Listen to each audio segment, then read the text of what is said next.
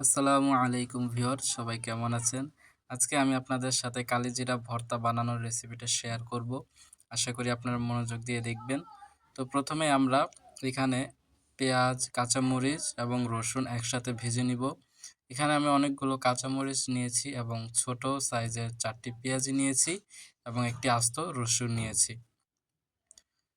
এগুলো আমরা সুন্দর করে তেলে ভেজে নিব। প্রথম দিকে চুলার জালটা বাড়িয়ে দিয়ে পরে কমিয়ে সুন্দরভাবে ভেজে নেবেন যাতে সিদ্ধ হয়। আর অবশ্যই এক্ষেত্রে মরিচটি ভাজার সময় একটু সাবধানতা অবলম্বন করবেন, একটু দূরে থাকবেন। কারণ অনেক সময় মরিচ ছিটকে যায়।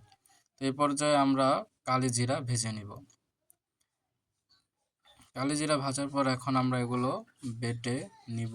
তো প্রথমেই কালিজিরা দিয়ে দিলাম। এখন একটু লবণ এবং একটু পানি দিয়ে সুন্দর করে বেটে নিব। অবশ্যই কালিজিরাটা ভালো করে বাটবেন যেন ফিনিশিং হয়। এই পর্যায়ে কালিজিরা বাটা শেষ হয়ে গেলে এখন আমরা পেঁয়াজ, মরিচ এবং রসুন একসাথে বেটে নিব। এখানেও আমরা একটু লবণ, একটু পানি নিয়ে সুন্দর করে বেটে ফেলব।